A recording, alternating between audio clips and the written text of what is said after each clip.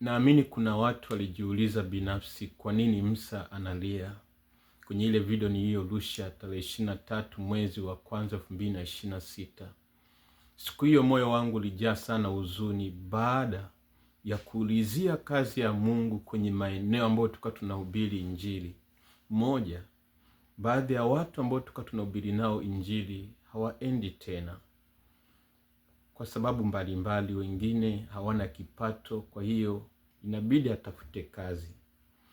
Mbili, kilichoniumiza zaidi ni namna ambavyo baadhi ya taarifa kwenye maeneo nilisikia ambazo zinahuzunisha.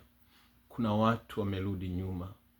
Kuna kanisa moja mtumishi wake alikuwa anawatongoza waumini mpaka wengine wameacha kanisa.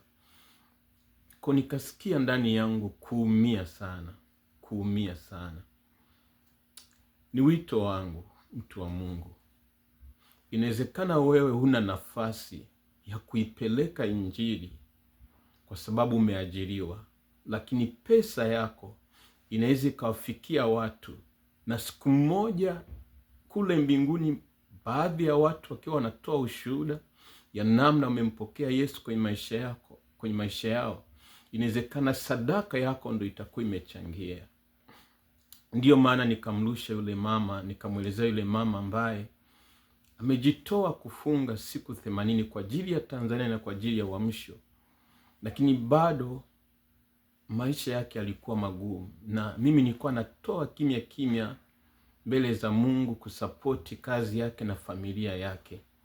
Siwezi kuelezea binafsi ushuhuda wa huyu mama katika familia yake, lakini kwa ufupi tu, siku moja akaniambia, Musa, wewe hujui kwamba kwa muda wote huu zaidi ya miezi 6, karibu mwaka, wameishi kwa pesa ambayo nilikuwa ninaguswa ndani yangu kusapoti.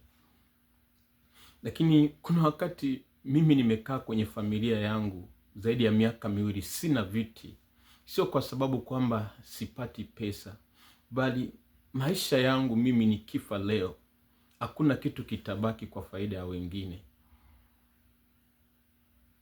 Cha kwanza ni ufalme wa Mungu, alafu mengine hayo Mungu anajaza.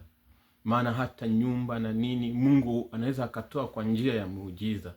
Simaanishi kwamba tusiyafikirie ya duniani, lakini Mungu anavyotutaka kwa neno lake ni ufalme wa Mungu, alafu mengine anazidisha. Na ni kweli Mungu anazidisha, kwa sababu sikuwahi kuwaza kufika huko, sikuwahi kuwaza kuwa connected na watu ambao wananisapoti kuishi huko.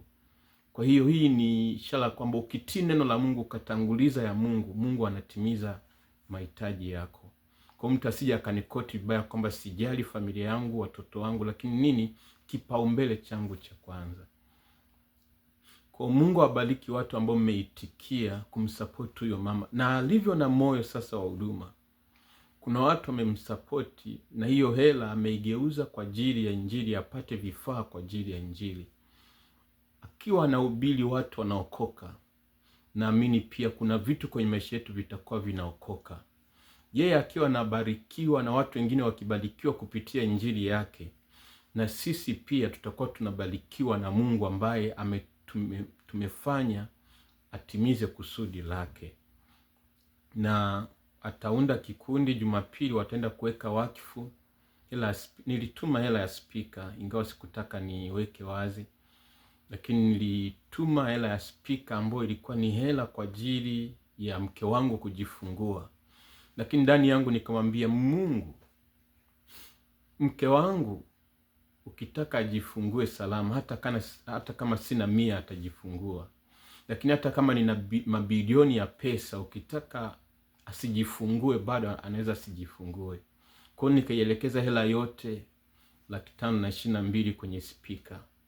Lakini wito wangu ni nini? Tuendelee kuifanya kazi ya Mungu na tujitoe kuifanya kazi ya Mungu. Mimi nazidi kusimamia lisema Mungu ya kwamba Tanzania haitapona kwa sababu ya wanaharakati. Tanzania haitapona kwa sababu ya wanasiasa. Tanzania itapona kwa kulileta taifa kwa Mungu. Siku moja nikawa ninasikia ndani yangu kwamba kile ambacho waliokusudiwa kufanya kwa ajili ya Tanzania hawakifanyi, unaweza ukasimama ukaanza kukifanya wewe. That's why nimejitoa kuendelea kusapoti Injili, ili watu wanapohubiri, kuna namna Tanzania tunaliponya, kuna namna Tanzania inapona, kwa sababu uwezo ukalijenga taifa mwilini ikiwa hujaangusha ngome zake rohoni. That's why Rais wa Uganda yuko madarakani miaka 40, sio kwa sababu hakuna watu wa kumtoa madarakani, bali inahitaji kwanza mtoe madarakani kwenye ulimwengu wa roho. Tuendelee kusimama kuisapoti kazi ya Mungu, itatupa matokeo kwenye taifa letu. Na mwisho kabisa, naomba niwaletee mtu huyu ambaye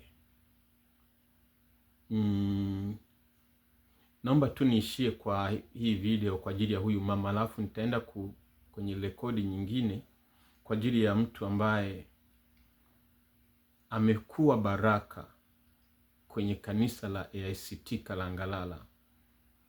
Anaitwa Tom Seni au Thomas Seni. Amekuwa baraka kwenye kikundi cha Injili, maana alikuwa na imba pale ya Injili, alikuwa na imba, alikuwa anaongoza nyimbo, lakini pia kwenye kuhubiri. Kuna wakati anaanza huduma alifunga siku 14, siku 7 kavu na siku 7 kwa maji tu. Mungu akaanza kumtumia kwa miujiza. Lakini kuna wakati ambapo maisha huwa yanabadilika. Kwa hiyo kuna wakati ambapo support ilipokata kihuduma, ikabidi awe bize pia kutimiza majukumu ya familia, maana watumishi pia tuna familia. Lakini kwenye kutimiza huko majukumu, Mungu akawa anamuita kutumika. Mwisho wa siku akaja kupata ajali akiwa kwenye bajaji, anaendesha bajaji kwa ajili ya kupata masilahi ya familia.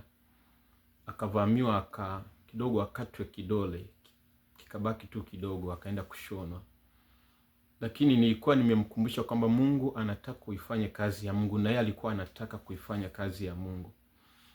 Lakini kuna wakati kibinadamu unakosa uanze wapi. Sasa hivi ninavyosema hivi, hana simu ambayo inaweza ikampa access mtandaoni, na kuna watumishi wengine mpaka Kenya huko alikuwa akihudumu, hawezi kuwa na mawasiliano nao. Kwa nimeguswa wale ambao mtaendelea kumsupport huyu mama, lakini pia mtumishi wa pili huyu tumsapoti. Kwa kuwa nimemwelezea mpaka mwisho, nitaweka namba yake angalau apate simu.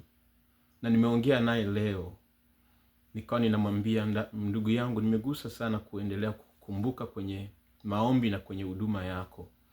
Natafuta kupata hela ili ununue simu, uendelee na huduma ya Bwana mpaka mtandaoni. Akasema, kwa kweli mwaka huu nimemwambia Mungu nahitaji kuifanya kazi yako. Huyu ni mtumishi ambaye tumekuwa tukienda naye vijijini wakati nilikuwa bado sijaja huku Marekani. Kwa hiyo ana moyo wa utumishi, lakini kuna viwango ambavyo wakati mwingine unashindwa kujitoa kwa Mungu kwa sababu familia inakusubiri. Mwanzoni ulikuwa unaweza kwenda kwa sababu familia ni ndogo, lakini sasa hivi una mke, una watoto wanatakiwa shule. Itakuwa baraka tukifanya kazi ya Mungu. Wakati mwingine haihitaji watu wengi, wakati mwingine inahitaji watu walioguswa. Na tunapotoa sadaka tunaambia Mungu, ikumbuke Tanzania. Naomba damu zilizomwagika yatosha, turejeshe kwenye njia ya kwanza ya amani. Bwana Yesu, nakushukuru. Ulisema nasi mapema kwamba zipo njia mbili za kuileta Tanzania. Tanzania ya amani, Tanzania ya haki na usawa. Njia ya kwanza ni kukutanguliza wewe. Njia ya pili, Bwana, ni ile ya kibinadamu ambayo lazima itugharimu kumwaga damu. Ujumbe huu uliutoa mapema kupitia watumishi mbalimbali, akiwemo yule mtumishi yule wa Zimbabwe. Ninatubu mbele zako pamoja na taifa lote na watumishi wote ambao tumeshindwa kusimama kwenye zamu zetu. Tukumbuke tena kama taifa, tukuone wewe. Neema yako Mungu ikadhihirike. Kwa jina pekee la Yesu Kristo ninaomba na kuamini. Amen. Mungu abariki sana. Mtumishi wa Mungu anaendelea kumshukuru Mungu na kuwashukuru wale ambao mmeguswa kumsapoti. Na ninaamini tutaendelea kuwa kutoa update kwa kila anachokifanya pamoja na kikundi atakachokiunda, huyo wa Masumbwe na wa Geita pia. Amen. Naamini Mungu ataendelea kutuamsha tena. Amen. Mungu awabariki.